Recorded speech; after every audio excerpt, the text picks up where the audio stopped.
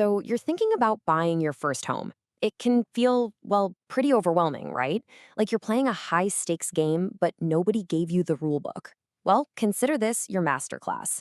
We're going to break down the entire journey, step by step, from figuring out the money all the way to that amazing moment when they're finally holding the keys. And that quote, it just nails it. Buying a home is a roller coaster of emotions, for sure. But the secret to getting it right is preparation. If you can understand the process before you're in the heat of the moment, you can swap all that anxiety for some real confidence. And that's exactly what we're going to do today. Okay, first things first, we have to talk about the money. This is, without a doubt, the most critical piece of the puzzle.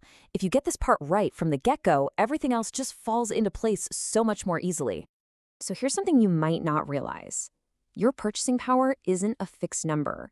Let's say you get a standard pre-approval for $450,000. Okay, cool. But what if you find a house that has a legal apartment? Well, with that potential rental income, your buying power could shoot up to $600,000. I mean, that's a total game changer, right? So what is this magic apartment?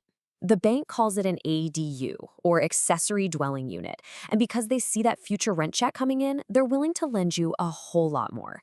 You can even get creative with this. There are stories of agents, and I'm not kidding, literally wheeling in a portable kitchen on a cart just to satisfy the appraiser's photo requirement.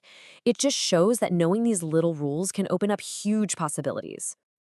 Look, we all do it. You see this huge price tag on a house, and you kind of freak out. But the number you should really be obsessed with is what some people call the pain number. And that's your all-in total monthly payment. That's the number you actually feel every single month. And it's what truly determines what you can afford. So how do you wrap your head around this pain number? Well, here's a super simple rule of thumb I want you to burn into your brain. For every extra $10,000 you borrow on your mortgage, your monthly payment only goes up by about $70. Seriously. So think about that when you're negotiating.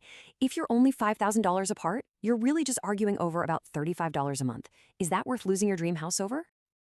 Okay, but, and this is a big but, let's talk about property taxes. For every $1,000 in annual property taxes, your monthly payment goes up by about $83. Wait, did you catch that? $1,000 in taxes hits your wallet harder every month than $10,000 in debt. And when you see it like this, side by side, it's just so obvious, isn't it? The taxes actually have a bigger impact on your monthly pain than the loan itself. This is why a cheaper house with really high taxes can end up costing you more each month than a more expensive house with low taxes. You have to always check the taxes. All right, so you've got your finances sorted out. You know your pain number. Now for the fun part. How in the world do you actually find the right house from all the options out there? Well, it turns out there's a really simple framework for that. It's actually pretty simple. Just think about these three things: location, price, and, the size and condition of the house. Now, every buyer on the planet wants a perfect 10 in all three categories, but, well, reality always involves a trade-off. And here's the absolute golden rule of this whole thing. You get to pick two. That's it. Just two. And the third one? The market picks that for you. So you want a specific town and a certain price? Cool. The market will tell you what size and condition house you can get. Want a huge, brand new house on a tight budget? No problem. The market will show you which towns you need to be looking in. It's that simple, and it focuses your search instantly. So, you did it. You used the three circles, you found a place you're totally in love with, and now your heart starts pounding, right? Because it's time to make an offer. This is where it gets real. Usually this plays out in one of two ways. If it's just you and the seller, it's kind of like a poker game. You go back and forth trying to figure out the lowest number they'll say yes to. But a multiple offer situation, whoa, that's a different beast entirely. It's usually a one-shot, highest and best deal. You get one chance to put your best foot forward. So when you're in that pressure cooker, what do? You make what's called the sleep at night offer. It's that number where if you get it, you're celebrating. But if you lose, you can honestly say, you know what, I gave it my best shot. And you sleep like a baby. No regrets. That's the key to surviving a bidding war. Okay, big warning here, especially if you're in a place like New York. You get that phone call. They accepted your offer. And you want to pop the champagne. But hold on.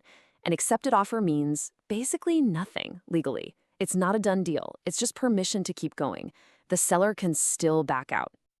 And that means the second you get that yes, a clock starts ticking. It's an all-out 48-hour sprint. You have to book that inspection and get it done like yesterday. Why? Because until that contract is signed, someone else can come along with a better offer and snatch the house right out from under you. Speed is your only defense. So what's the point of this mad dash for an inspection? It's not about finding a squeaky floorboard. It's about 3 things. 1, find the big, scary deal breakers. 2, learn how to actually take care of your new house. And 3, find things you can negotiate on. For example, say the roof has only 3 years of life left. You don't go back and demand a brand new roof. No. You say, hey, this roof has less life than we thought, so we need a credit for that difference. Okay, deep breath. You made it through the offer. You survived the inspection. You are so close. But there are still a few more hurdles to clear before those keys are actually in your hand.